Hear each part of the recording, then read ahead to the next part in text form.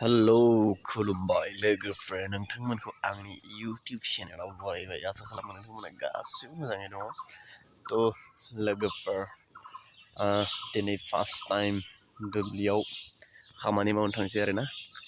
ओमफ्राय नोंथांमोना नायलांबाय थादो भिडिअखौ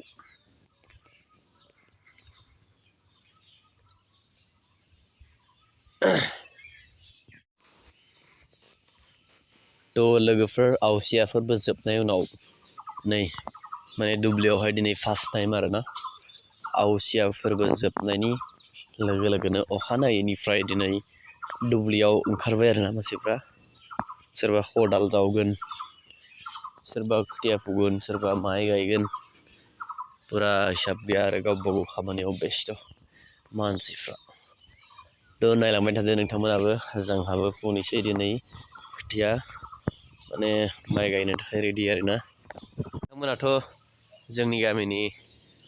दुब्लि दैफोरखौ मिथिखायोना आंनि भिडिअनि गेजेरजों सम सम नुबाय थायो दा दिनैबो नायलांदो नैबे बेगा बेगा दैसायाव सायखं दंमोन गावजों गाव नांलायना बुखारफिनबाय बेनो आरोना बेगा पुरा दै भर्ति जादोंमोन बेगा दैसायाव सायखं दंमोन गावजों गाव नांलायना बोखारफिनबाय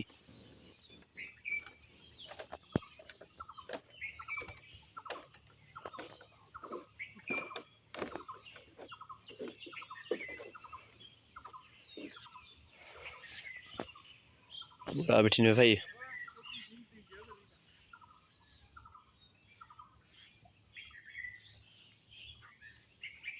फैयो आमोथि खाननै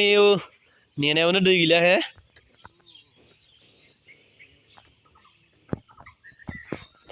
खारज्लायनांगौ जादों जामायनायाबा मा जानो ओइलै फुयो दखन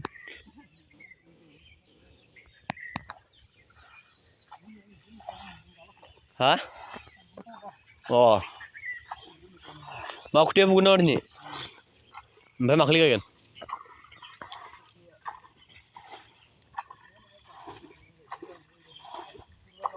गाबोन शुक्रुबार दा दैयासो खोथिया थिलियाव हे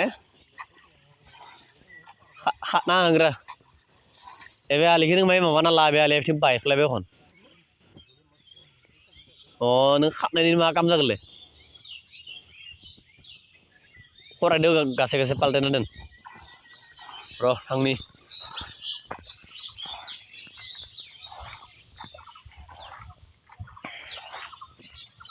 थ' बेवहाय गंथाम ट्रेक्टर लाखिना दोनो बे गंनै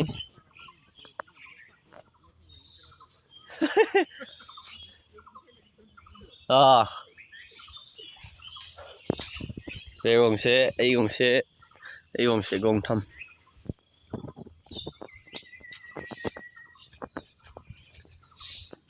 फालो दुब्लि मोनफैबाय ओइसो सानैया माहाय आगोलाव फैनानै फुगासिनो दं आं फैनाया एसे लेट जाबाय आं दैनि बथलसे लाना फैदो आरोना साया दालागै मोनफैलायगोन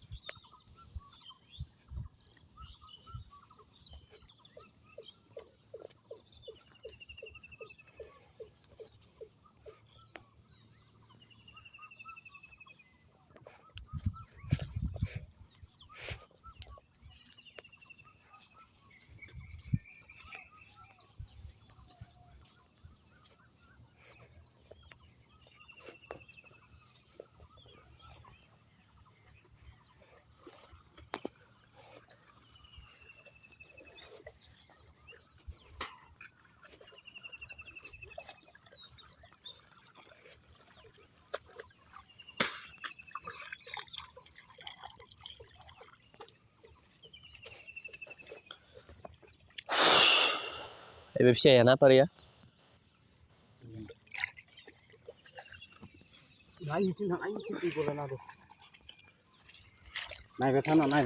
नायालाय नाया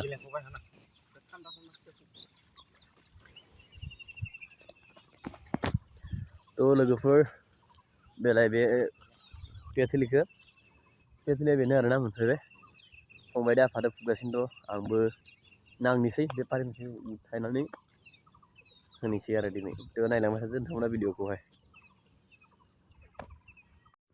देलाय बेनो आरोना ओइलाय फुगासिनो दं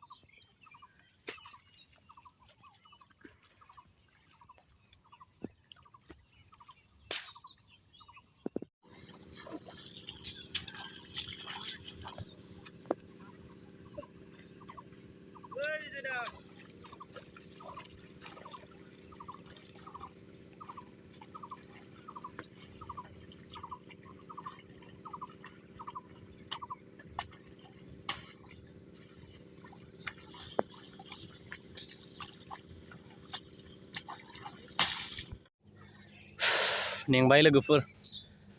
फुंनि 4:30निफ्राय फुयै दायो 7:30 जाबाय पारि मोनसे फुदलांबाय बेनिफ्राय दायो ट्रेक्टरजों रोगानो थाखाय एसे गोरान जायगायाव ज' खालामना दोनफैबाय खुदियाखौ फरायनाय आफाया लाबोबाय जोब्बाय लास्ट बे बजासे लाबोदो रोगाजोब्बाय बेनिफ्राय दा ट्रेक्टरजों लांगोन थारमाने है गोजानाव गायगोन गायनाय जायगाया गोजानाव ओइ टावार नुहुरनाया ओइ मोनसेया नङा बे मोनसे टावारा ओइ बे मोनसेयाव बेयाव गायगोन आरोना थ' माहाय गोजानावनो गायगोन थ' नोंथांमोना भिडिअखौ नायनानै बोरै मोनखो कमेन्ट खालामना खोन्थाहरदो आरो दिनैनि ब्लगखौ आं बेखौनो दोनथ'नोसै बाय